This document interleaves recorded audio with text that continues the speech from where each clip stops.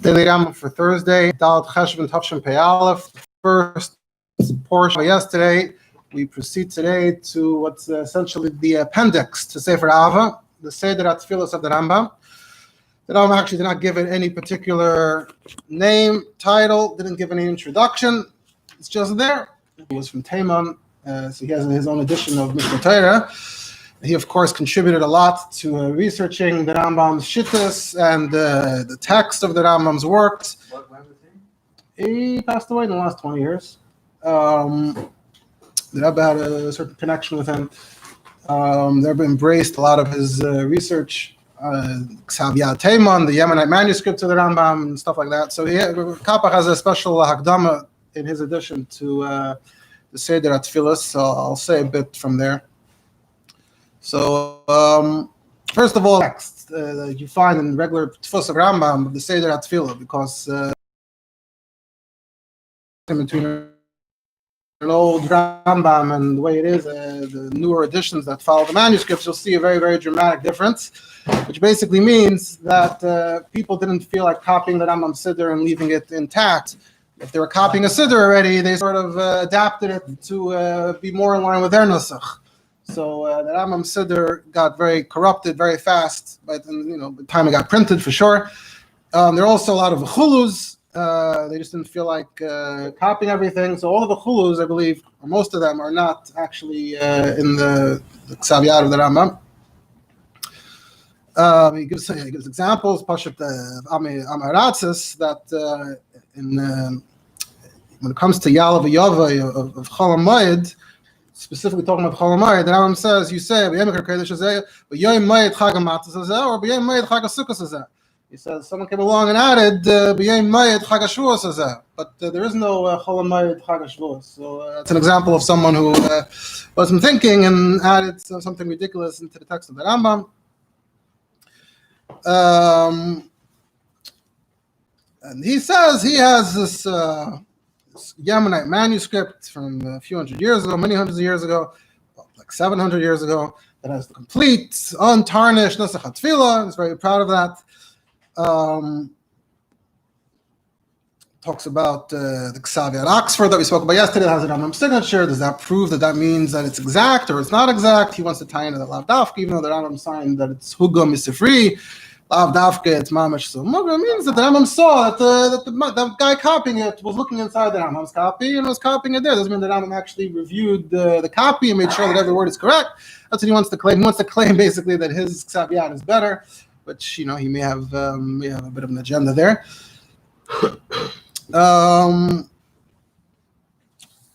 Discusses different nuschais. He also mentions something interesting about how the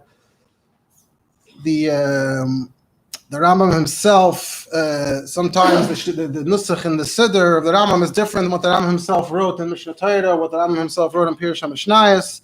So, for example, the bracha Baruch Aleinu in the Perek HaMishnayos, the Rambam writes that there's a summer nusach and a winter nusach, and but in the Seder, just there's one nusach for summer, winter, not Baruch Aleinu, actually Barchenu. Also, question of what's the girsa in Berin Nefashos is Mashavara Chayei Olamim, and his conclusion is he thinks that he wants to claim that actually not only are the Yemenite manuscripts accurate because they're very into preserving the Rambam, he wants to argue in reverse that the Rambam got the Siddur that was Nusach Teiman after he finished writing Sefer Mishnah Torah, and he said, this seems more authentic and original. Let me just copy the whole thing in. You can look there to see more on his theory. What? Authentic and original from Bria. He said the Rambam got a Yemenite manuscript during his era, and he decided this is better. This is whatever his shita had been on specific issues. He decided that one is superior. Anyway, that's just a bit on that. Of course, the Rambam himself is not the first one to put together a Seder. The first Seder that we really know about is the Seder of Amram Goin. See a lot when you talk about Nusach, you'll see sometimes it just says Sanach Reish Ayin Gimel or something, or Rosh Tevis. It stands for Seder of Amram Goin. So he actually lived in the 800s. No, Samach Seder, Reish Ein Gimel, Rav Amram Goin, something like that. There's another early one is Rav Shira Goin, but the famous one is the Seder of Amram Goin. He's like the first Seder that we really speak of. So he was a Goin, he lived in Iraq in the 800s, and apparently one of the communities in Spain, because the Goinim in Iraq started having connections with different communities, and a lot of their tshuvas were written to them. So there was a request to put together a Seder. Until then, I guess you had to just sort of, based on Chazal, based on tradition, you had to sort of know it all in your head. Even after the Seder was written, the Chazal and everyone davening probably had to know it all by heart. But there wasn't even, until this point, there wasn't even a Seder. There wasn't even a single text you could consult to say, okay, this is what we do, this is from A to Z. So Amram Goyen sat down and pioneered the concept of a Seder. They made a nusach. It doesn't mean they made Sederim. It doesn't mean you can go to a sefer or a scribe and say, "Can I please have a Seder?" It just didn't exist as a concept, as far as we know. And he put it together, and you have to be a Talmud Chacham to put it together for the first time. To be a Goyen, literally. And from once he sent it to Spain, so then from there it started spreading, being copied, and that influenced how people daven. Could be there were other minhagim earlier that got replaced because Seder of Adam Goyen traveled far and wide. It's very influential. The Rambam, you could tell, is using it. Rashi, Rabbi Tam says, "Kol she'eni baki b'Seder of Amram." If you're not baki in this Seder, then don't attempt to start changing things around.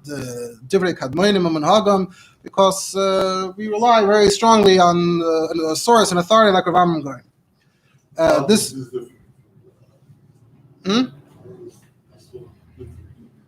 How are they different? How are they different than ours or from each other? I was going to mention about that in a second.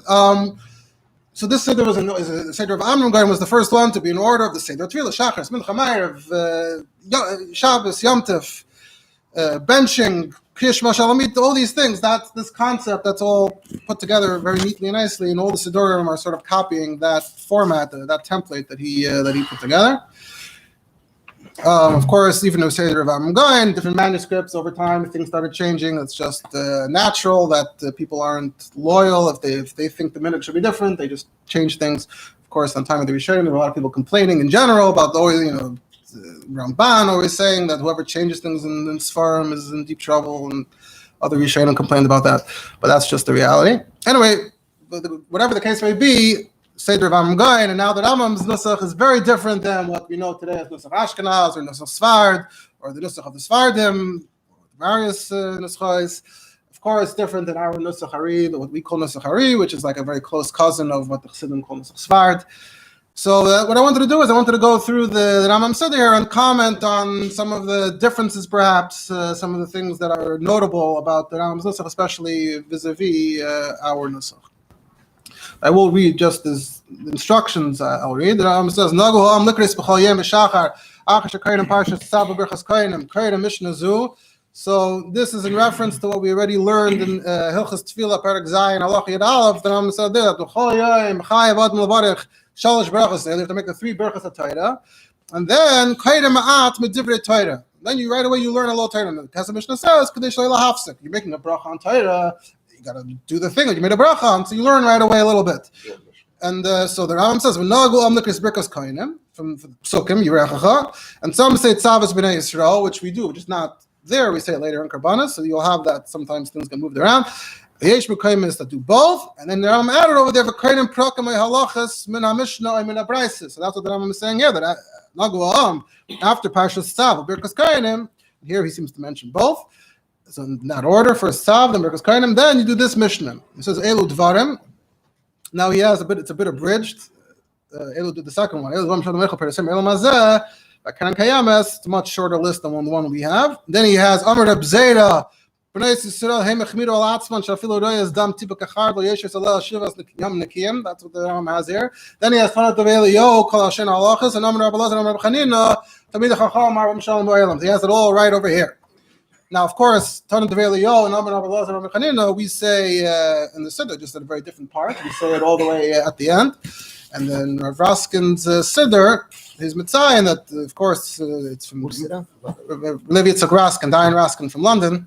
Raskin. He has a Seder, a big red Seder, where he has footnotes on the whole Nusach of the Alter Rebbe, line by line. I think he's working on even a more expanded edition. It's pretty big already.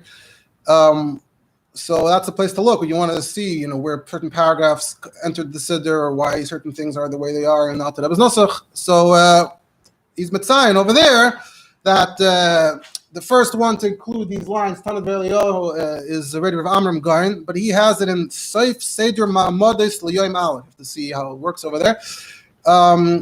And he says, Shara Koilel, the Rebbe Zayda, who also wrote a sefer on the Nusach of the Alter Rebbe, he's Metzayin, he's Gemara, and he's Metzayin to the Rambam Seder. However, of course, in the Rambam Seder, the Rambam has it over here. When we say it, I would think that it's connected somewhat to the fact that we're saying Kaddish Rabban. It feels like it's a bit of an introduction to Kaddish Rabban.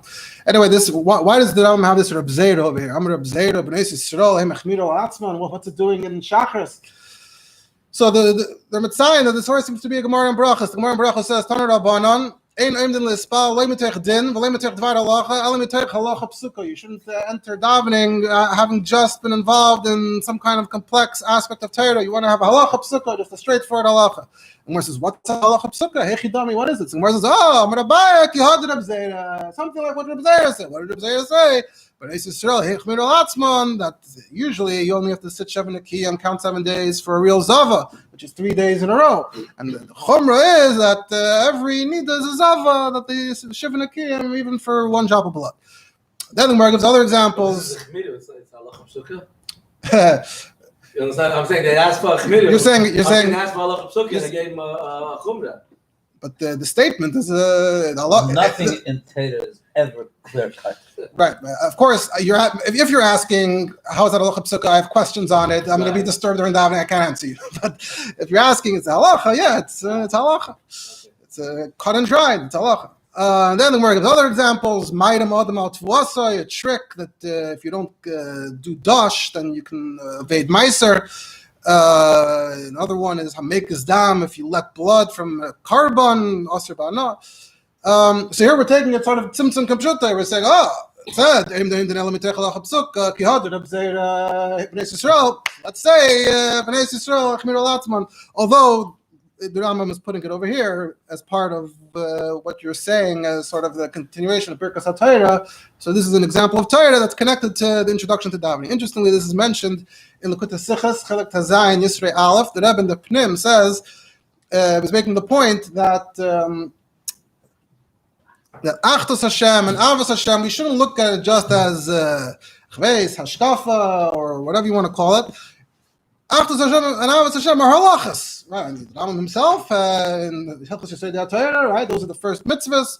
They're halachas. On the Ha'ara, the Rebbe says, Ebazoi, Tzorechiyun, Dalif Neyoimid, and stuff like that, which are brought in halacha, or the kavanah of pasuk, the first pasuk of Kriya Shema, is ma'akev in tefillah, right? So if you don't say that, if you don't think Dalif Neyoimid, or you don't think the kavanah of Kriya Shema, you're not yotzeh. And these are halachas psukas in their own right. It's halacha psuka that you have to have in mind Dalif Neyoimid.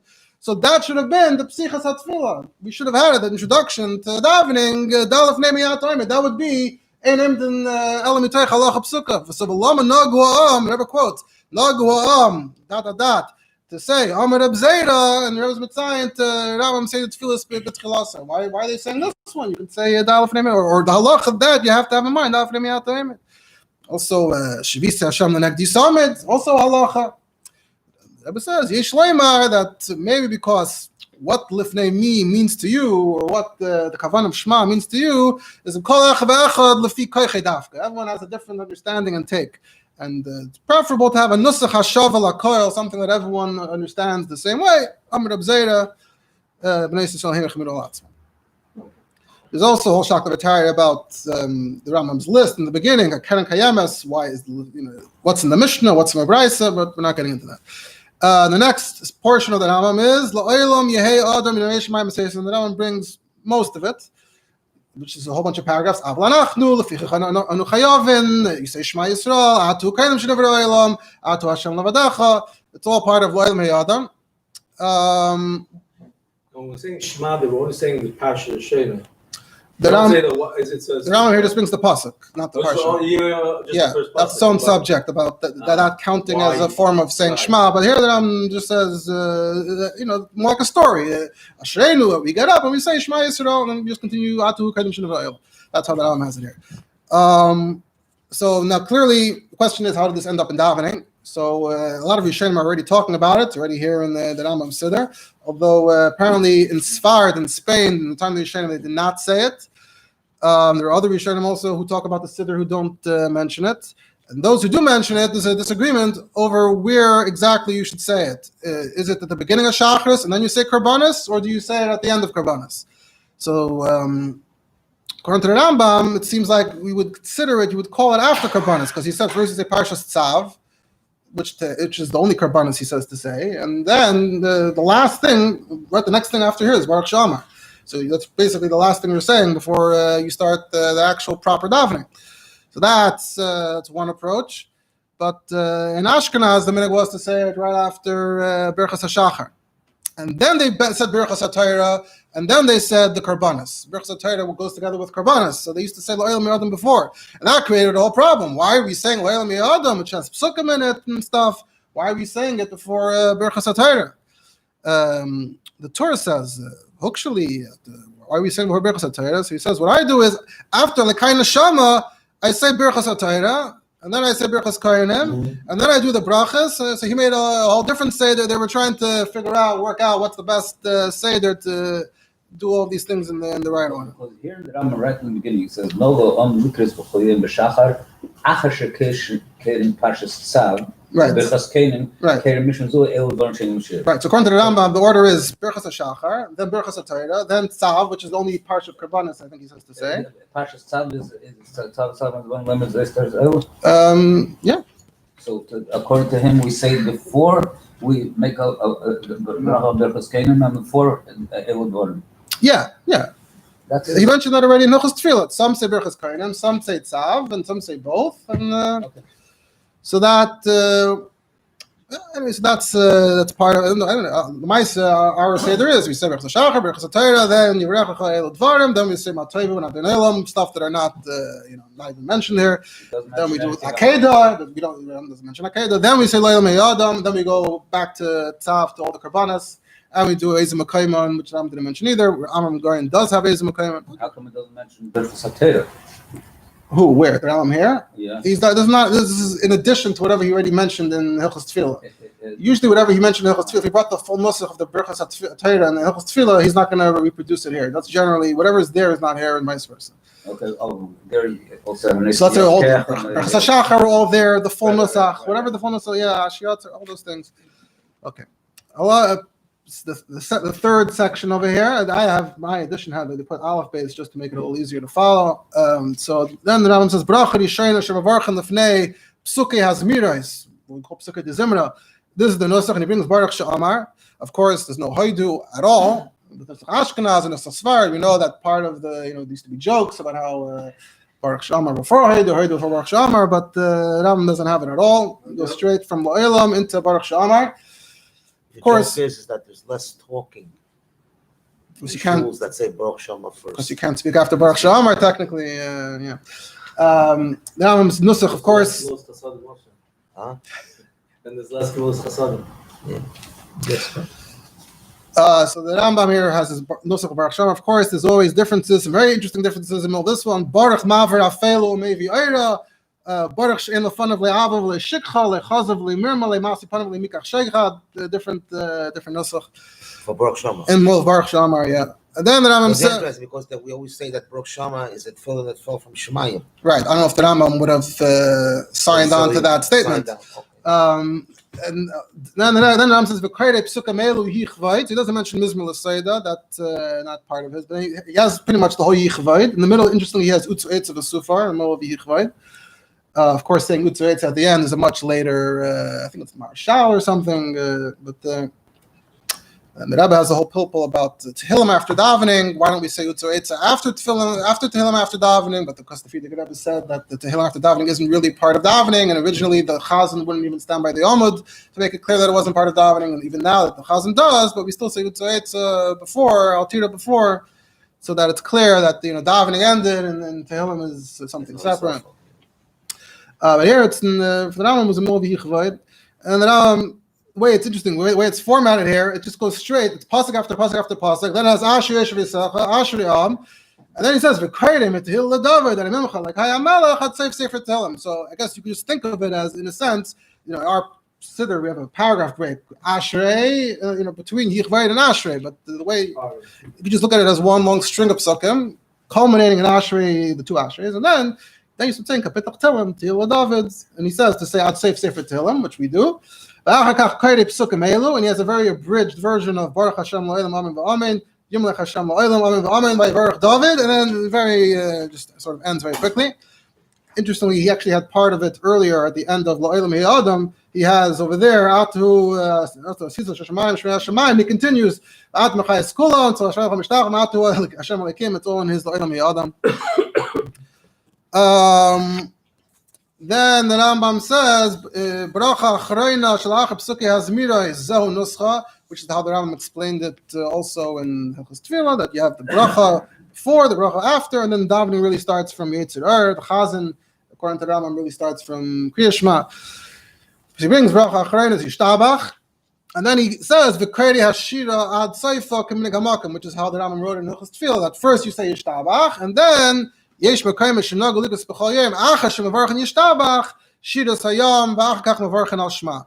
And some say shiras hazinu, and some say both. But here the Rambam says v'krei hashira ad seifa kiminag hamakim. So he's implying that there's different minhagim, and whatever it is, say it here. But we of course say it before yishtabach.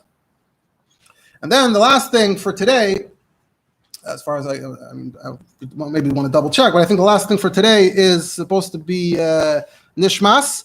So it says, "B'Shabbos no kol ha'am lo ha'isaf l'fnei bracha zu nusach zeh," and he brings a nusach of nishmas, all the way until Yishtabach, as we see on Shabbos, that it goes nishmas and then sheichenad, and then I don't know if that's his exact nusach here. His is not. He actually doesn't have the word sheichenad. He has kol atzmais etemarna Hashem yichamecha matzalani mechazim ben v'ani v'avim migoizloi. That goes straight into v'nema ranu tzadikim Hashem ha'yesharim novasehil v'fi yesharim t'zvehimam, and from that into makelis rurais, and from there into yishtabach. Now, where does nishmas come from? Nishmas is another one of these big chunks of text. Where did it come from? Right. So first of all, right. So this nusach, the Rambam is maybe a little shorter than what we have, but more or less what we have is already here in the Rambam. It's already in Seder of Amram Goin. Parts of it are already mentioned in Chazal. So V'ilu finu mo yeshira kayam is mentioned in the Gemara. It's something they said for Birchas Hakshamim. And parts of it from Nishmas Kol Chat L'Chalavat Chanachnu Moedim is mentioned in Maseches Pesachim, that you say it by the Seder, which is what we do. We say Nishmas by the Seder. That's already mentioned in Gemara. The question is, if that's the whole Nishmas or the portions, are they from different times, different eras? So one opinion is that Nishmas Kol Chait L'Chalavat Chanachnu Moedim, which Rabbi Yochanan mentions regarding the Seder, that's one section. And then Ilu Finu Mo Yeshira is the other thing the Gemara mentioned is another section. And then the rest at the end might be from the time of the Goyin. It might be a later edition. Now, who wrote it? So some identified that there's a Rosh Tevis of a name in Sheikhin Ad.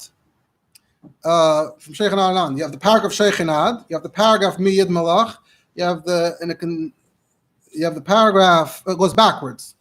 If you go backwards, Sheikhin Ad. The paragraph before that is Miyid Malach. The paragraph before that is Ad He Nazarunu. The paragraph before that is Ve'ilu Finu Malei Shirek Hayam. And the paragraph before that is Nishmas. So that spells out Shimon. So it's an interesting way of hinting your name, but that's, these are paragraphs, and it is at the beginning. So some say that's Shimon ben Shatach, and some say a very, very interesting kind of a conspiracy theory that Isai Ish had a Talmud Peter. Everyone probably heard of him, and that Peter's Hebrew name was really Shimon. Although I think according to them, Paul's name is really Shimon, but whatever the case may be, that he had a Talmud named Shimon, and that it was really all a conspiracy, that at that time the Christians were way too similar in their behavior to mainstream Judaism, That's why you have throughout Chazal all these things about minim, you have birchas minim, which we discussed when we were learning that. So the idea was Chazal planted Shimon among the Christians to sort of come up with the whole idea to take them off of observing mitzvahs. The whole philosophy that mitzvahs aren't relevant for them anymore, to move Saturday to Sunday. That it was all part of a deliberate plot to make things, to clear things up. There shouldn't be any more confusion. And that way, if you're with them, you're out, and no one can convince themselves that they're both.